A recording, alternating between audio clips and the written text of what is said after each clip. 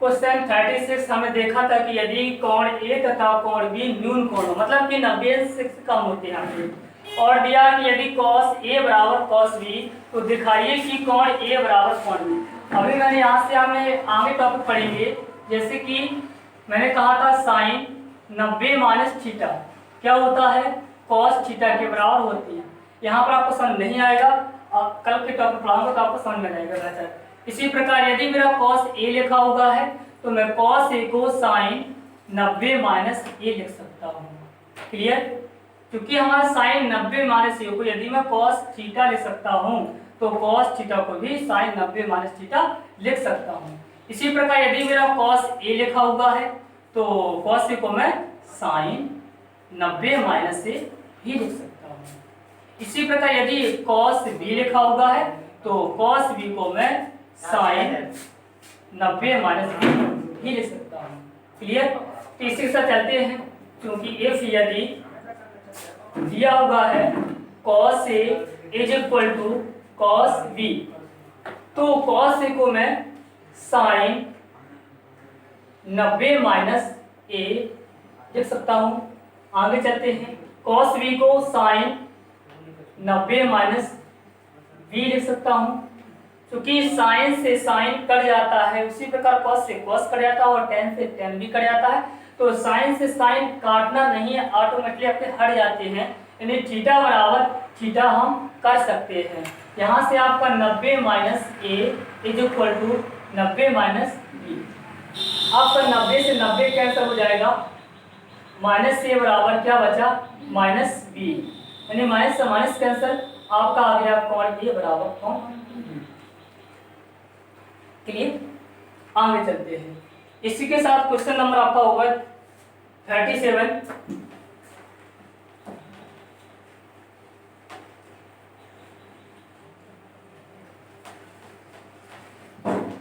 देखिएगा 37 क्वेश्चन कह रहा है त्रिभुज PQR में जिसका कोण Q समकोण है। ट्रायंगल बना हुआ है यहाँ पे, ट्रायंगल कौन सा है, समकोण त्रिभुज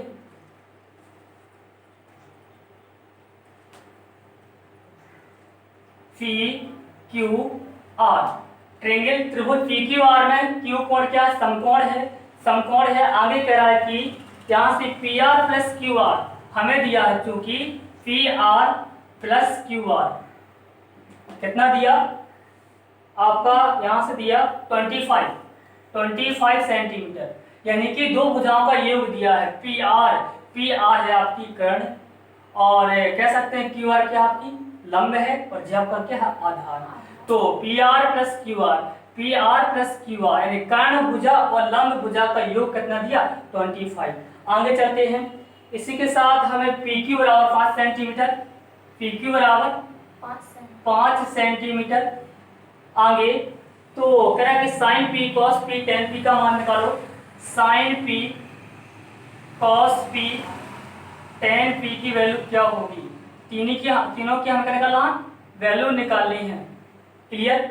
तो इनकी वैल्यू कब निकाल पाएंगे, जब हम उस ट्रायंगल की तीनों भुजाएं ज्ञात हों। अभी तो मात्र हमें क्या दिया, PQ का मान दिया, क्योंकि 5 सेंटीमीटर, और हमें PR और QR इन दोनों भुजाओं का योग दिया हमें, ना कि अब हो सकता है दोनों के 25 से ये 20 होगी तो ये 5 होगी, ये 15 होगी तो फिर 10 होगी, तो आप कितनी होगी वो क्लियर करेंगे हम। समकोण त्रिभुज PQR में पाइथागोरस प्रमेय का प्रयोग करेंगे। पाइथागोरस प्रमेय क्या होती है, कर्ण भुजा का वर्ग जो होता है लंब भुजा और आधार भुजा के वर्गों के योगफल के बराबर होती है। तो कह सकता हूं कि यहाँ PR का वर्ग बराबर लंब भुजा का वर्ग QR भुजा का वर्ग प्लस आधार भुजा का वर्ग, मतलब PQ भुजा का वर्ग। क्लियर? आगे चलते हैं, यदि मैंने कहने का मतलब मेरे लिए कि दोनों भुजाओं का योग 25 है, यदि मैं इस भुजा को x मानता हूँ, माना कि मैंने PQ को x मान लिया, क्या मान लिया, सॉरी QR को x मान लिया, तो आपकी PR कितनी बची, PR बची हमारी 25 माइनस x। भाई जी x होगी तो कितनी होगी आपकी 25 माइनस x, तभी तो इनका योग 25 होगा। जोड़ेंगे तो x से x पर जाएगा, कितना बचेगा आपका 25। तो इसी के साथ है पी आर कितना है 25 माइनस एक्स का वर्ग बराबर क्यू आर कितना है, क्यू आर कितना है आप देख पा रहे होंगे एक्स का वर्ग, पी क्यू कितना है 5 ए का वर्ग, ए ऋण बी का होल वर्ग तोड़ेंगे यहाँ से तो ए का वर्ग 25 वर्ग कितना होता है 625 प्लस बी वर्ग अर्थात एक्स स्क्वायर माइनस 2ab तो कितना आएगा आपका 2a मल्टीप्लाई बी तो आपका आएगा 50x बराबर एक्स स्क्वायर प्लस के 25 एक्स स्क्वायर से एक्स स्क्वायर कैंसिल हो जाएगा, हमारा क्या बचा माइनस के 50x इज इक्वल टू 625 है, 625 यहाँ प्लस के हैं उधर जाएंगे तो निगेटिव हो जाएंगे, 25 आपका लिखा हुआ था और ये 625 माइनस हो गए, क्या बचा आपका minus 50x is equal to minus का बचेगा 600, कितना बचेगा आपका 600, माइनस से माइनस कैंसिल हो जाएगा, x बराबर 600 डिवाइड बाई 50 इंटू में है डिवाइड हो जाएगा आपका 0 से 0 कैंसिल कर देना, 5 का डिवाइड किया 16 में कितनी बार जाएगा 12 बार, x का मान कितना आ गया 12, अर्थात कहने का मतलब है मेरा क्यू आर कितना आ गया 12 सेंटीमीटर, ये 12 सेंटीमीटर है तो आपका पी आर कितना बचा 13 सेंटीमीटर, कितना बचा 13, यानी कि 25 माइनस एक्स 25 में से जाएगी 12 कितना बचेगा 13 सेंटीमीटर।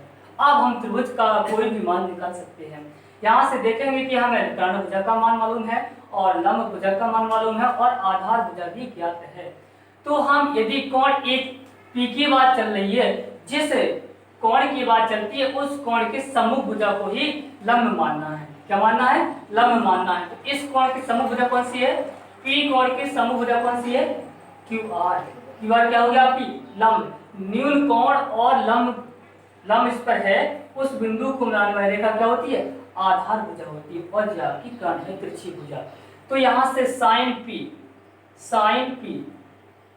की वैल्यू चाहिए थी हमें, क्या होगा साइन पी, तो साइन थीटा क्या होता है लंब बटे कर्ण, थीटा मानू इसको तो साइन निकलेगा, पी मानूंगा तो क्या होगा आपका साइन पी होगा, तो साइन थीटा क्या होता है लंब बटे कर्ण, तो लंब कितना आपका 12, कर्ण कितना आपका 13, कितना साइन पी का मान 12 बटे 13। आगे चलते हैं कॉस पी की वैल्यू क्या होगी कॉस थीटा होता है आधार बटे कर्ण, क्या होता है आधार बटे कर्ण, तो आधार कितना आपका 5 और कर्ण कितना होगा 13, क्लियर। आगे चलते हैं टेन पी की वैल्यू क्या होगी, टेन थीटा क्या होता है आपका लंब बटे आधार, तो लंब कितना आपका 12, आधार कितना आपका 5, क्लियर क्वेश्चन सॉल्व। आगे चलते हैं 38वां क्वेश्चन क्या होगा, 38वां क्वेश्चन,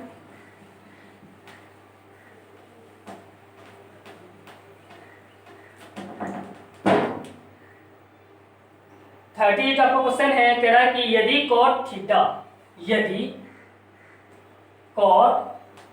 थीटा बराबर 7/8 कितना दिया 7/8 है, तो कह रहा है कि तो 1 प्लस साइन थीटा, तो 1 plus sine theta 1 minus sine theta upon 1 plus cos theta और 1 minus cos theta, 1 plus cos theta और 1 माइनस कॉस थीटा का मान कितना होगा, इसका मान निकालना है फर्स्ट से, और नंबर 2 कह रहा है कि कॉट स्क्वायर थीटा का मान कितना होगा, दोनों के मान निकालने हैं हमें, इसका मान निकालना है इस फंक्शन का और कॉट स्क्वायर थीटा का भी मान निकाल देना है, तो कॉट थीटा की वैल्यू दी है हमें 7/8, तो हम कॉट स्क्वायर थीटा की वैल्यू निकालने में कोई प्रॉब्लम नहीं है, बस रखना है स्क्वायर कर देना आपका आंसर आ जाएगा। चलो हम पहले सेकंड ही निकालते हैं, तो the value of cot square theta, यानी कि इसको जो कॉट स्क्वायर थीटा, इसको हम दूसरा तरीका आपका जो होता है लिखने का कॉट थीटा, यदि स्क्वायर यहाँ लगा स्क्वायर आपका पुस्तक के ब्रैकेट के बाहर लगाना पड़ेगा आपको, क्लियर है से, तो कॉट थीटा की वैल्यू कितनी दी गई हमें 7/8 वर्ग कर दूंगा कितना आएगा 49/64, साथ ही साथ 49 8 64, आपकी वैल्यू कितनी आएगी 49/64। आगे चलते हैं, इसका भी मान निकालना है। इसके लिए हमें साइन थीटा की वैल्यू चाहिए और कॉस थीटा की वैल्यू चाहिए, बस ओनली। तो हमें कॉस थीटा का मान दिया है। कॉस थीटा क्या होता है आपका, ट्रायंगल बना लेंगे इसके लिए, ट्रायंगल बना लेंगे, बहुत सिंपल सी बात है। ट्रायंगल बनाएंगे, यहाँ से ए बी सी, इसको मैंने थीटा मान लिया, थीटा मान लिया। तो कॉट थीटा क्या होता है, टेन थीटा का जस्ट उल्टा होता है आपका। टेन थीटा लंब बटे आधार, तो कॉट थीटा आधार बटे लंब, यानी कीजिए आप कह सकते हैं कीजिए आधार बटे लंब। 7 आधार होगा और 8 क्या होगा आपका लंब होगा, तो 7 और 8 पाइथागोरस प्रमेय लगाएंगे, कर्ण का मान निकालेंगे यहाँ से। तो कह सकते हैं कि AC का वर्ग बराबर AB का वर्ग प्लस के BC का वर्ग। तो AC का वर्ग अर्थात कर्ण भुजा का वर्ग बराबर 7 का वर्ग प्लस की 8 का वर्ग। कितना होगा आपका AC स्क्वायर बराबर 7 7 49 प्लस 8 64। ऐड कर लो भाई, ऐड करेंगे तो 9 4 कितना होता है 13, 1 कैरी आएगी 6 4 10 और 1 11, कितना हो गया 113। तो आपका AC बराबर क्या होगा, स्क्वायर यहाँ लगा होगा है, वहां जाएगा तो रूट लग जाएगा √113। आपकी कर्ण कितनी आ गया मान √113। क्लियर। अच्छा जी, अब हमें चूंकि अब हमें साइन थीटा और कॉस थीटा की वैल्यू चाहिए थी, तो साइन थीटा की वैल्यू क्या निकलेगी। साइन थीटा क्या होता है लंब बटे कर्ण, तो लंब कितना आपका 8 और कर्ण कितना आपका √113। इसी के साथ कॉस थीटा की वैल्यू क्या होगी, तो आधार बटे कर्ण, तो आधार कितना आपका 7 और कर्ण कितना आपका √113। क्लियर। आगे चलते हैं, इसके बाद द वैल्यू ऑफ फर्स्ट की value, the value of 1 plus के sine theta bracket 1 minus sine theta upon 1 plus cos theta bracket 1 minus cos theta, इसकी वैल्यू क्या होगी। इसको हम थोड़ा सा सॉल्व कर लेंगे, ज्यादा बेहतर होगा आपका। तो a plus b, a minus b क्या होगा आपका a square minus b square, क्या होगा आपका a धन बी, एक पुस्तक में a ऋण बी क्या होता है a square minus b square. a का मान कितना है 1, 1 का मान कितना होगा 1 और माइनस बी स्क्वायर क्या है साइन, तो साइन स्क्वायर। क्लियर। इसी के साथ नीचे भी हमारा वही फॉर्मूला लगा लेंगे, a धन b और a ऋण b क्या होगा a square minus b square, तो 1 minus cos square theta. Clear. अब दो वैल्यू, तो आपका क्या होगा 1 माइनस साइन की वैल्यू कितनी है 8 बटे √113, √113 तो वर्ग तो वर्ग कर दिया। यहाँ से 1 माइनस कितना इसका मान 7 बटे √113, वर्ग तो वर्ग कर दिया। आगे सॉल्यूशन करूंगा, यहाँ से आगे सॉल्यूशन होगा आपका, क्योंकि 1 माइनस 8 का वर्ग कितना होगा 64, √113 का वर्ग कितना होगा, वर्ग से रूट कट जाता है, आपका क्या बचेगा 113। क्लियर। आगे चलते हैं, 1 माइनस 7 का वर्ग कितना होगा 49, √113 का वर्ग कितना होगा, रूट से स्क्वायर कट जाएगा, कितना बचेगा 113।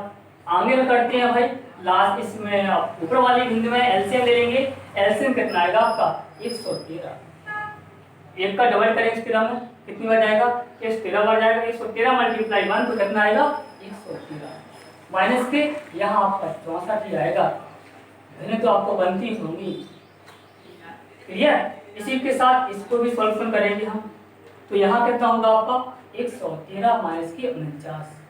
आगे सॉल्यूशन करेंगे, यहाँ से 113 से आप 113 काट सकते हैं, क्या बचा 113 में से जाएंगे 64, कितना बचेगा 49 से, और 113 में से जाएंगे 49, कितना बचेगा 64, आपका आंसर।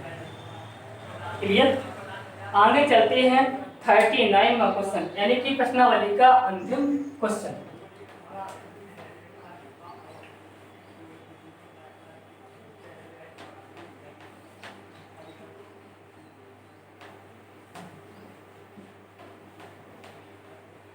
हाँ जी, देखते हैं 38वां क्वेश्चन क्या आपका कह रहा है कि बताइए कि निम्नलिखित में से सत्य और असत्य छांटना है आपको।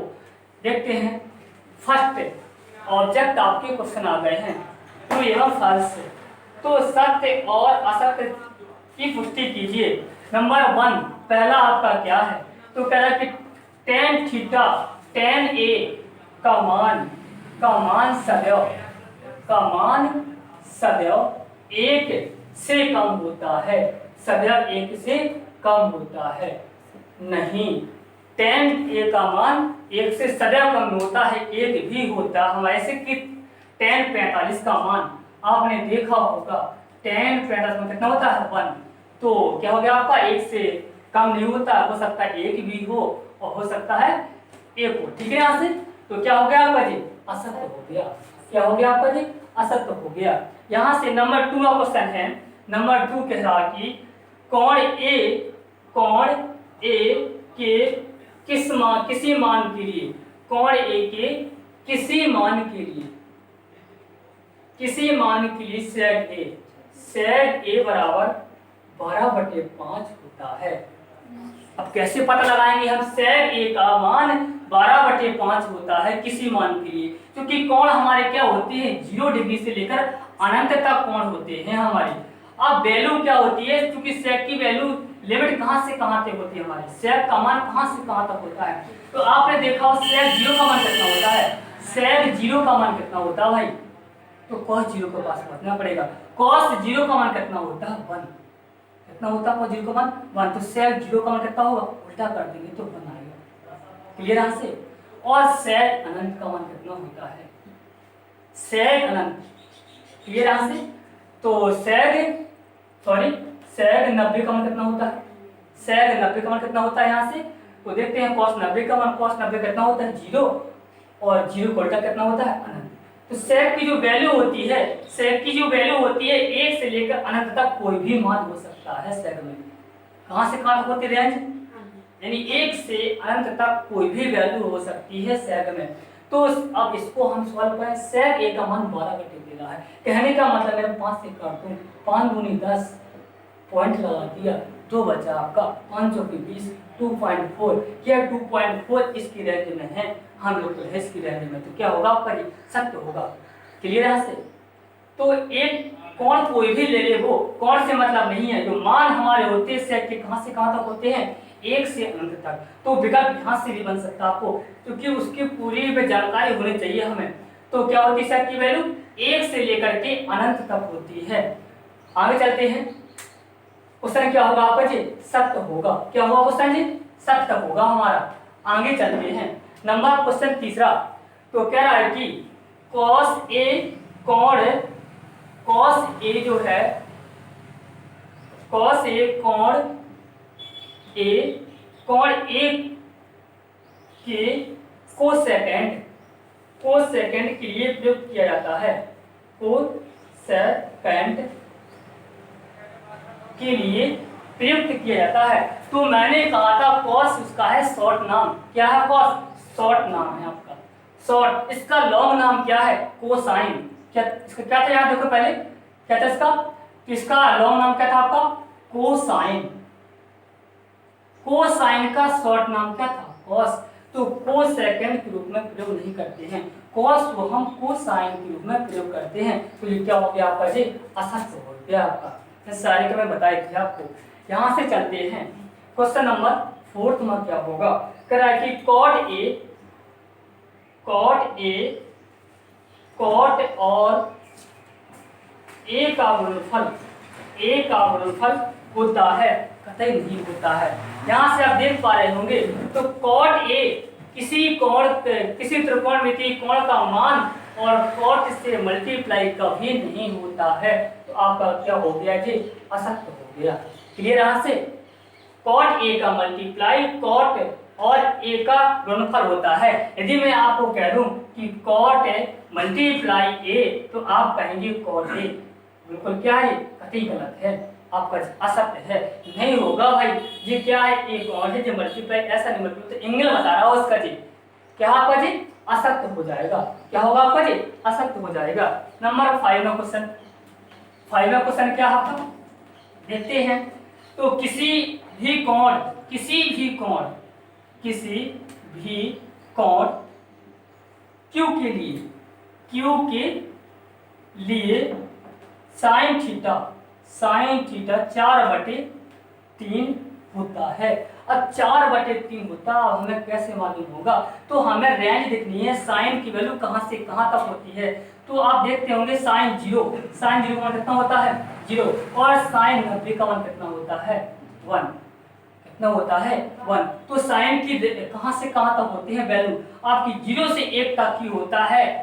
लास्ट लिमिट कहां, तो हाईएस्ट मान कितना होता है 1 और लो मान कितना होता है 0। तो साइन का वैल्यू कहां से कहां तक होती है 0 से 1 तक। अब 4/3 होता है, यदि मैं इसका डिवाइड कर दूंगा कितना आएगा 1 पॉइंट, यानी कि कितना बचेगा 1, तो 3 3 9, 3 3 9, तो 1.33 कुछ यानी 1 से ज्यादा हो रहा है, तो क्या होगा आपका ये आसक्त हो जाएगा। क्लियर यहाँ से? आज के लिए इतना ही। अब कल के वीडियो हम लेके आएंगे अगला टॉपिक। क्लियर?